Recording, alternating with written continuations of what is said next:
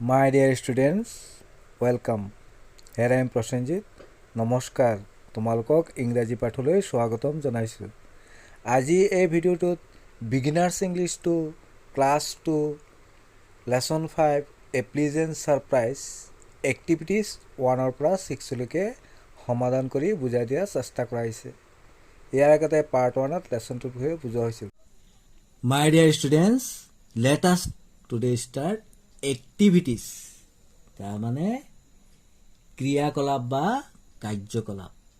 নম্বৰটা আছিলে let's find out how much we have understood. তাৰমানে কি কৈছে, আমি কিমান বুজি পাইছোঁ বিচাৰ কৰি চাওঁ আহা। তোমালোকে যে পাঠটো পঢ়িছা কি বুজি পাইছা আহাচোন আমি এতিয়া বিচাৰ কৰোঁ। এইটো আছিলে হোৱাই আৰ ৰঞ্জিত এণ্ড মিলি বিজি। তাৰমানে ৰঞ্জিত আৰু মিলি কিয় ব্যস্ত আছিল? তোমালোকৰ মনত পৰিছেই ৰঞ্জিত আৰু মিলিয়ে কি কৰিছিলে বাৰু?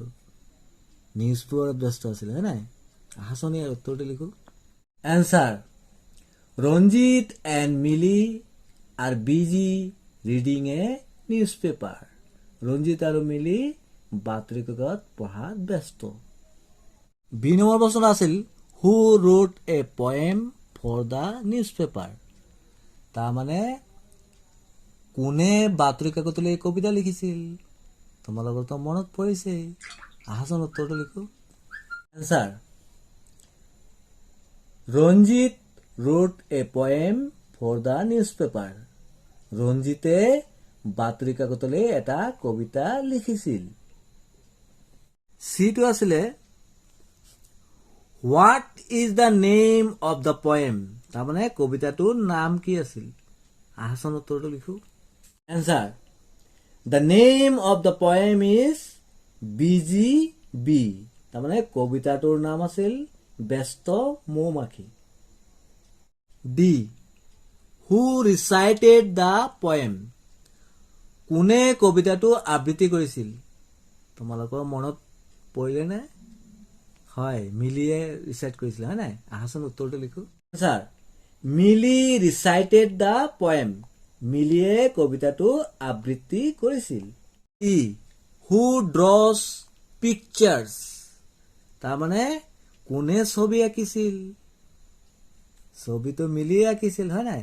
আহাচোন উত্তৰটো লিখো। ছাৰ, মিলি ড্ৰছ পিকচাৰ্ছ। মিলিয়ে ছবি আঁকিছিল। E, where were the pictures published. তাৰমানে ছবিবোৰ ক'ত প্ৰকাশ হৈছিল? আহাচোন উত্তৰটো লিখো। The pictures were published in their school magazine. ছবিসমূহ তেওঁলোকৰ স্কুলৰ আলোচনীত প্ৰকাশ হৈছিল। Number 2, Neha wrote a poem for her school magazine. তাৰমানে নেহাই তাইৰ স্কুলৰ আলোচনীত বাবে এটা কবিতা লিখিছিল। মেগাজিন মানে আলোচনী, স্কুল মেগাজিন মানে বিদ্যালয়ৰ আলোচনী। লেটছ ৰিচাইট, আবৃত্তি কৰোঁ আহা। কি আছিলে? মাদাৰ, মা মানে। Mother, I am a little boy, lucky you may say. I have a caring mother who loves me all day. My dear students, আহা আকৌ এবাৰ আমি কবিতাটো পঢ়ো। Mother, I am a little boy, lucky you may say. I have a caring mother who loves me all day. Number 3, let's complete the poem with the help of the given words. এতিয়া ইয়াত কিছুমান ward দিছে, আহা আমি এই বাক্যবোৰ সম্পূৰ্ণ কৰোঁ। Mina is মাই, ইয়াত কি হ'ব? চিষ্টাৰ হ'ব। Meena is my sister. Meena মোৰ ভনী। She likes to, ইয়াত ডেছ আছে, ইয়াত কি হ'ব? খালি ইয়াত কুক হ'ব, কুক। কি হ'ব? She likes to cook. তাই ৰান্ধিবলৈ ভাল পায়। মাদাৰ ইজ হেপি, মায়ে কি খুব সুখী। when she picks up a, এইটো কি হ'ব বুক হ'ব। when she picks up a book, যেতিয়া তাই এখন কিতাপ লয়। মায়ে কেতিয়া সুখী হয়? যেতিয়া তাই এখন কি লয়? কিতাপ লয়। মনি search for the rhyming words in this poem and write them on the leaf. এই পাঠটোত কি লিখিব কৈছে? Rhyming word. প্ৰথমে আমি কবিতাটোৰ উচ্চাৰণৰ মিল থকা শব্দবোৰ বিচাৰি উলিয়াব লাগে, তাৰপিছত পাঠটোত লিখিব লাগে। আহচোন লিখি ইয়াত কি কি হ'ব? কুক, বুক, কুক আৰু কি হ'ব? Book. CWK cook, BWK book. Number 4, this is a joke written by Nina for the newspaper. তাৰমানে বাতৰি কাকতলৈ প্ৰেৰিত নিনাই লিখে এইটো এটা কৌতুক। যোক মানে কৌতুক। ৰিড এণ্ড এনজয়, তাৰমানে পঢ়িব কৈছে আৰু উপভোগ কৰিব কৈছে। আহাচোন পঢ়ো। টিচাৰ মানে শিক্ষকে কি কৈছে? Manoj, can you tell me the difference between an apple and an orange? তাৰমানে কি কৈছে? যে শিক্ষকে কি কৈছে? মনোজ, এটা আপেল আৰু এটা কমলাৰ মাজত কি পাৰ্থক্য আছে তুমি মোক ক'ব পাৰিবানে?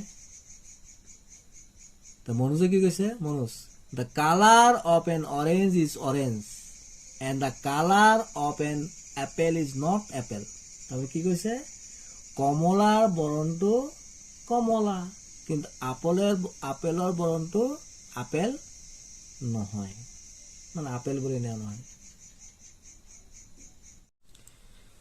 Activities 5, let's read. পঢ়ো আহা। Montu is going to his grandmother's place. তাৰমানে মন্টুৱে তাৰ আইতাকৰ ঠাইলৈ গৈছে। গ্ৰাণ্ডমাদাৰ্ছ মানে আইতাকৰ, প্লেচ মানে ঠাই।